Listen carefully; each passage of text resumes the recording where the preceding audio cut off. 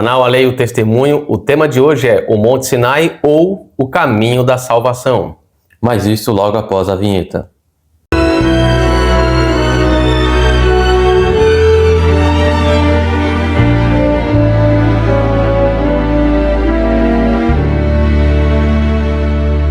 Bom, se olharmos para os mapas bíblicos, veremos que o Monte Sinai está localizado na península do Egito, justamente aqui. Porém, quando vamos estudar o assunto e vamos para a Bíblia, veremos o seu posicionamento totalmente diferente. O primeiro texto está em Hebreus capítulo 11, o verso 27. Pela fé deixou o Egito, falando a respeito de Moisés, não temendo a ira do rei, porque ficou firme como vendo o invisível. Aqui Moisés deixou o território egípcio. E agora, Êxodo capítulo 18, verso 3. Com seus 2 filhos, dos quais um se chamava Gerson, filho de Moisés, porque disse, eu fui peregrino em terra estranha. Então Moisés não está no Egito, e também não está em Israel, porque não existia o território até então, com o nome de Israel. E ele está em outra terra, por isso ele se chama peregrino, ele não está na terra do Egito. Agora em Êxodo capítulo 3, o verso 7 e 8. E disse o Senhor, tenho visto atentamente a aflição do meu povo que está no Egito, e tenho ouvido o seu clamor por causa dos seus exatores, porque conheci as suas dores. Portanto, desci para livrá-lo da mão dos egípcios, e para fazê-lo subir daquela terra a uma terra boa e larga, a uma terra que mana leite e mel, ao lugar do Cananeu e do Eteu e do Amorreu e do Perizeu e do Eveu e do Jebuseu. Então vejamos aqui que é dito aqui, ó, o povo que está no Egito. Deus está falando com Moisés. Então Moisés se encontrava em Midian, e Deus fala assim, ó, lá no Egito, Moisés, está acontecendo isso. Então Moisés não estava no Egito. Depois ele diz assim, que vai tirar o povo para fazê-lo subir do Egito, daquela terra, para uma terra boa e larga. Esta terra boa e larga, que é a terra de Israel, Moisés também não estava. Então isso significa que o encontro de Moisés com Deus no Monte Sinai não se deu no Egito, se deu em Midian. Agora Êxodo capítulo 3, versos 10 e 12. Vem agora, pois, e eu te enviarei a Faraó, para que tires o meu povo do Egito. E disse, certamente eu serei contigo, e isto te será por sinal de que eu te enviei. Quando houveres tirado este povo do Egito, servireis a Deus neste monte. Agora devemos nos atentar a um detalhe, é que a península do Sinai era considerada território egípcio, ou seja, tinha influência e controle militar egípcio na época do Êxodo. Então, a península do Sinai, onde os mapas bíblicos nos dizem que o Monte Sinai se encontra, estava num território egípcio. Aqui vemos um mapa e fala a respeito de algumas rotas que o Egito tinha com alguns países, tanto o caminho para os filisteus, uma rota comercial entre o Egito e a Arábia, que se encontra bem aqui no meio, e uma outra que é uma rota egípcia para as minas de cobre e turquesa do Sinai. Ou seja, os egípcios conheciam o território, que é chamada Península do Sinai. Nela havia 3 rotas, e uma delas, que é para o sul, onde os mapas bíblicos nos dizem que se encontra alguns pontos onde o povo de Israel passou, como Mara e Elim, descendo para Refidim e até o Monte Sinai, e vemos que esse caminho em verde era justamente a rota egípcia para a exploração de minerais, tanto como cobre e turquesa. Então, esse aqui é o território egípcio, do qual os egípcios conheciam muito bem, e do qual hoje os mapas bíblicos, estranhamente, colocam como que o Monte Sinai estivesse lá, quando nunca foi. Sim. E aqui, em amarelo, vemos que se encontra Midian, ou seja, toda essa parte aqui é que hoje é identificado como Midian. Ou Arábia. Sim. Agora vejamos na Bíblia, falando dos limites do território de Israel. E isso nos indicará que a península do Sinai fazia parte do Egito. era território sob controle egípcio. Agora em Gênesis capítulo 15, verso 18.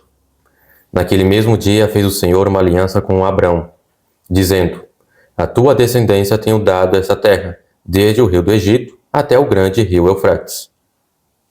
Que seria este rio do Egito? Agora, 1 Reis, capítulo 4, verso 21. E dominava Salomão sobre todos os reinos, desde o rio até a terra dos filisteus, até ao termo do Egito. Eles pagavam tributo e serviram a Salomão todos os dias da sua vida. E também em 1 Reis, agora o capítulo 8, o verso 65, nos diz: no mesmo tempo celebrou Salomão a festa, e todo Israel com ele, uma grande congregação, desde a entrada de Amate até ao rio do Egito, perante a face do Senhor nosso Deus, por 7 dias, e mais 7 dias, 14 dias.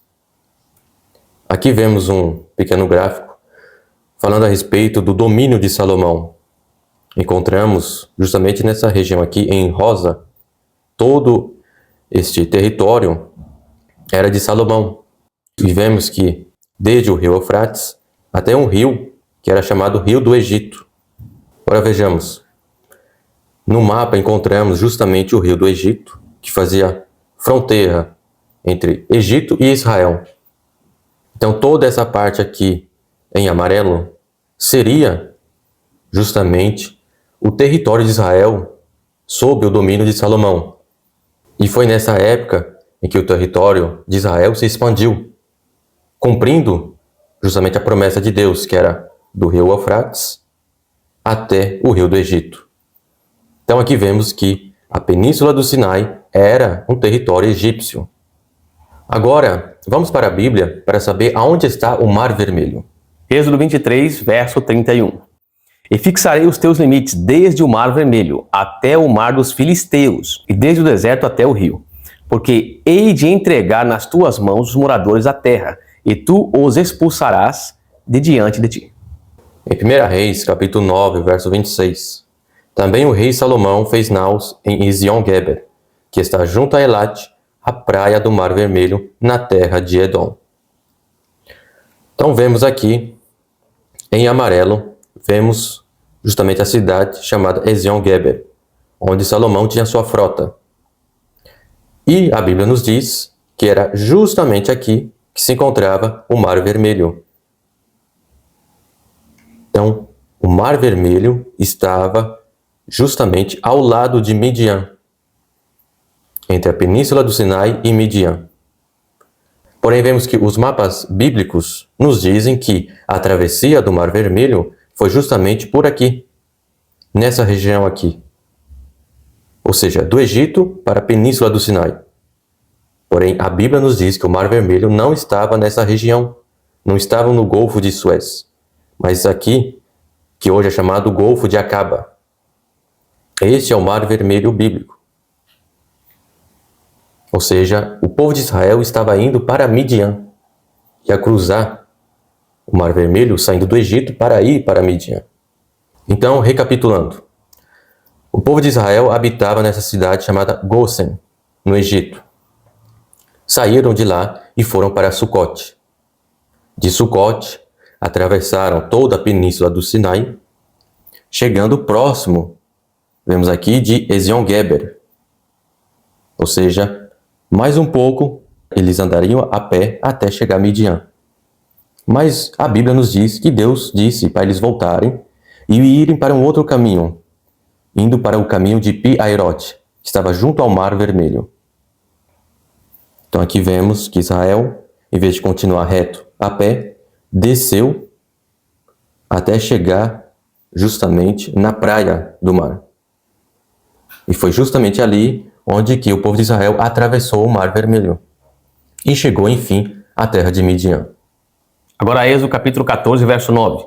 E os egípcios perseguiram-nos, todos os cavalos e carros de Faraó, e os seus cavaleiros e o seu exército, e alcançaram-nos acampados junto ao mar, perto de Pi-Hahirote, diante de Baal-Zefon. Agora, o que significa Pi-Hahirote, mencionado na Bíblia, em Êxodo capítulo 14, verso 2? Pi-Hahirote significa a entrada de desfiladeiro ou cavernas, sendo interpretado figurativamente como beco sem saída. E agora o espírito de profecia, no livro Patriarcas e Profetas, página 198. Vejamos o que foi dado em visão para Ellen White. Através de um caminho assustador e semelhante a um deserto, jornadeavam eles. Já começavam a considerar para onde sua marcha os iria levar. Estavam tornando-se cansados com um caminho dificultoso, e em alguns corações começou a surgir receio de perseguição pelos egípcios. Mas a nuvem ia adiante e a seguiam.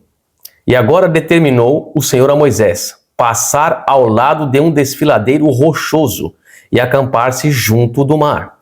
Foi-lhe revelado que Faraó os perseguiria, mas que Deus seria honrado em seu livramento. Então o espírito de profecia nos diz que os filhos de Israel passaram por um desfiladeiro rochoso.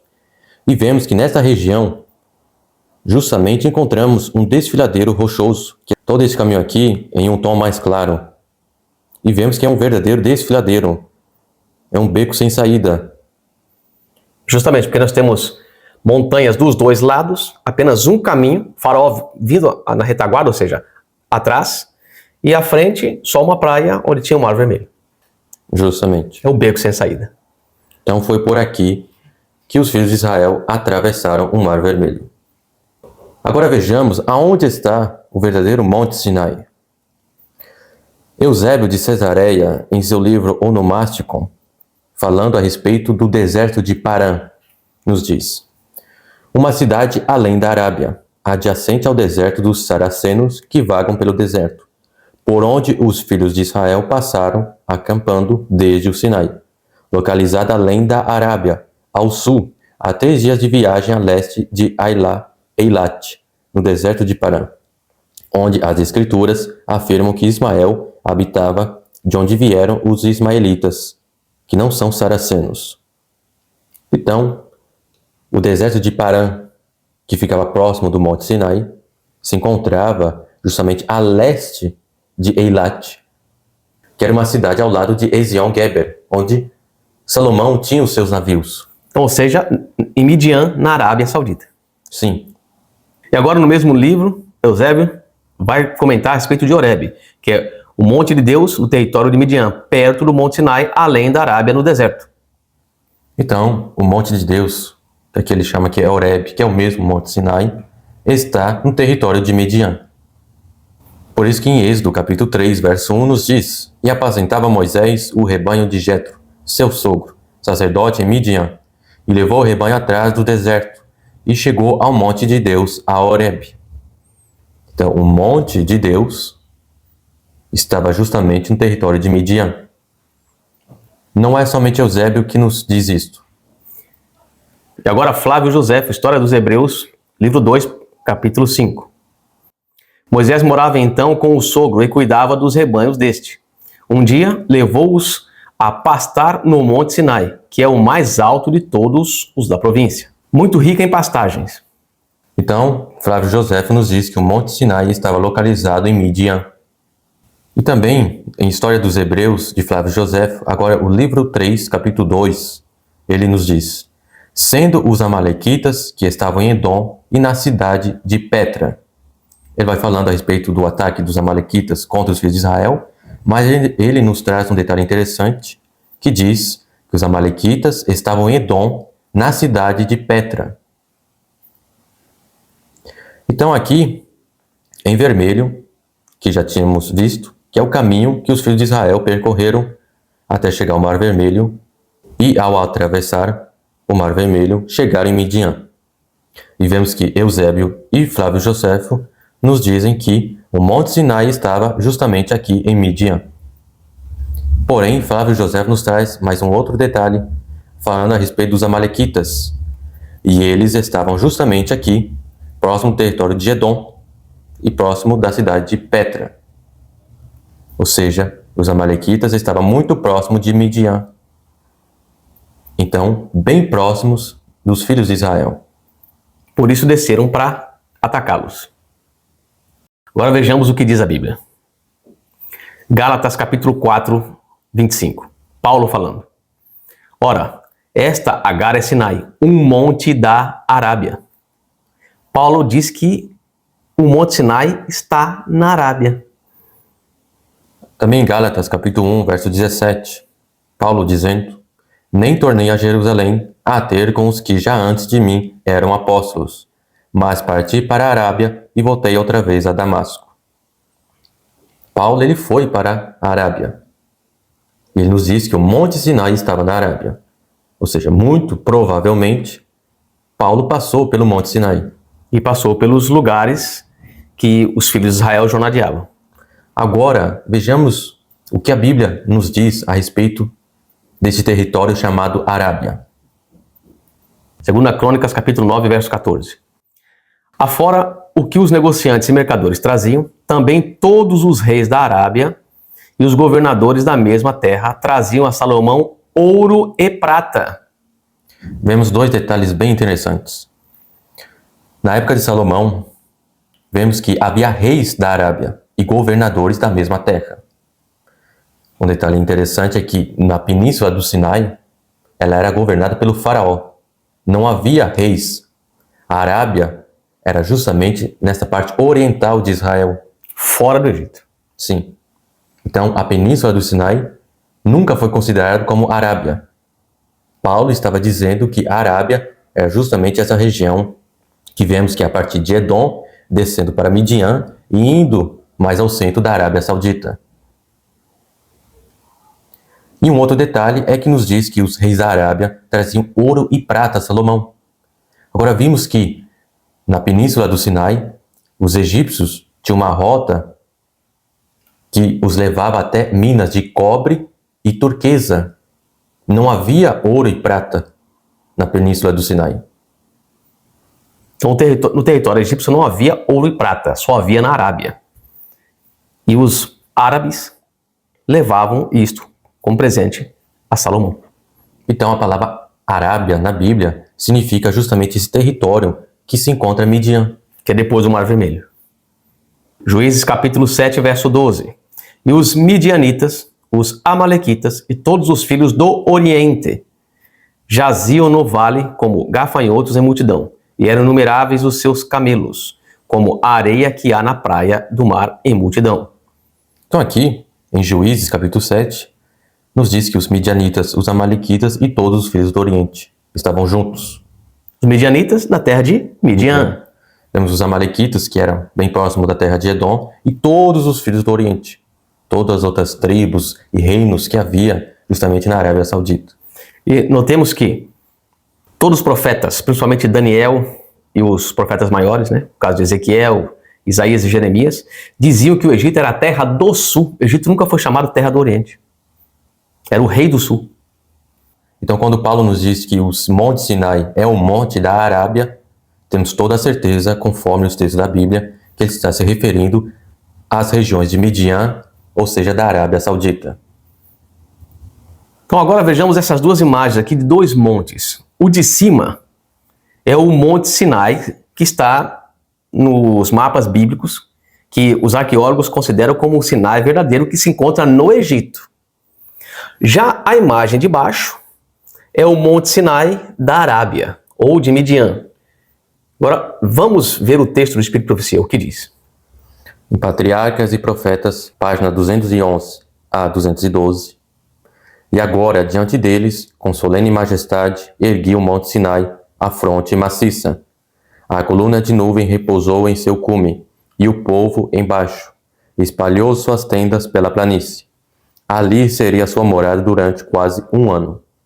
A aurora dourava a crista negra das montanhas, e os áureos raios do sol penetravam nas profundas gargantas, parecendo-se a esses cansados viajantes com os raios de misericórdia procedentes do trono de Deus. Então vejamos aqui o Espírito de Profecia endossa que o verdadeiro Monte Sinai é o da Arábia, o de baixo. Por quê?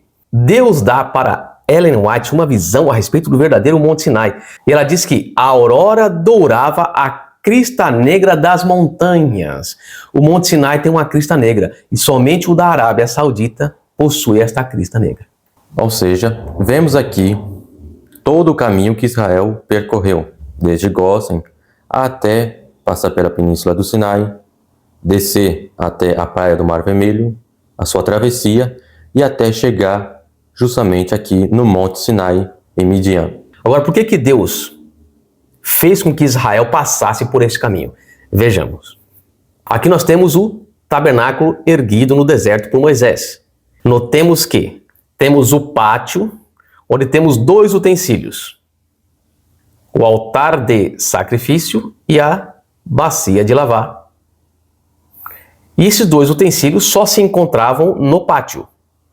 Aqui está o santuário, o Santo e o Santíssimo. Agora, vejamos as imagens. Interessante que na terra de Gósen, os filhos de Israel sacrificaram os cordeiros. Quando foi a praga, quando se ocorreu a última praga, que era a praga dos primogênitos, os filhos de Israel sacrificaram os cordeiros e pegaram o seu sangue e puseram nos umbrais das portas. Porque era Páscoa. Então foi realizado no Egito o sacrifício do pátio. Próxima imagem. E quando os filhos de Israel tiveram que atravessar o Mar Vermelho, eles passaram pelo batismo. Ou seja, o segundo utensílio do pátio estava sendo representado no Mar Vermelho. Então significa que esta parte aqui representa o pátio do santuário, como nós vemos aqui. Então o território egípcio é o pátio. O Monte Sinai não pode estar nele. Porque o Monte Sinai só pode estar em outra região. E um detalhe interessante é que Paulo nos diz que os filhos de Israel, eles passaram por um batismo em Moisés, na nuvem e no mar. Ou seja, ali terminava o pátio no Mar Vermelho. Então o território egípcio, segundo a maquete do santuário, seria o pátio. Agora os filhos de Israel chegaram em Midian e encontraria justamente esse outro compartimento, que é o lugar santo. Ali havia o candelabro, os pães da proposição e o altar de incenso. Bom, encontramos os pães da proposição no maná, que o povo diariamente era sustentado pelos pães. O altar de incensário, que representava justamente as orações que Moisés intercedia pelo povo de Israel. Toda vez que o povo de Israel pecava, Moisés intercedia. Então o altar de incenso representava as orações dos santos, ou as orações de Moisés ali.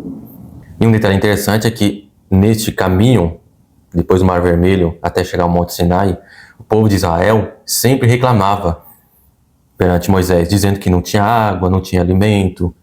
E Moisés sempre ia em oração, pedindo a Deus uma resposta. Por isso, era o altar de incenso. E temos um outro elemento no lugar santo, que era o candelabro. E o candelabro, ele era alimentado pelo azeite. E o azeite, devemos lembrar que é uma representação do Espírito Santo. Temos um evento que aconteceu durante esse caminho que os filhos de Israel percorreram, podia se assimilar ao candelabro? Sim. Era justamente no episódio em que encontramos na Bíblia, onde Moisés estava sozinho para ensinar o povo, para julgar o povo nos afazeres cotidianos. Até que vem Jétro e diz a Moisés para ele escolher 70 anciãos para lhe ajudar nessa tarefa. E o texto na Bíblia nos diz que o Espírito que estava em Moisés foi derramado nesses 70 homens. E eles começaram a ensinar para o povo as leis de Deus. Ou seja, o candelabro, que tinha 7 braços, é representado pelos 70 que foram agora iluminados por Deus. E eles também iluminavam o povo a respeito da lei. Então aqui em Midian nós encontramos o lugar santo, a representação do lugar santo do tabernáculo terrestre. Mas ainda falta o Santíssimo. E o lugar santíssimo era representado pelo Monte Sinai. Foi ali que Deus apareceu aos filhos de Israel e falou, proclamou a sua lei.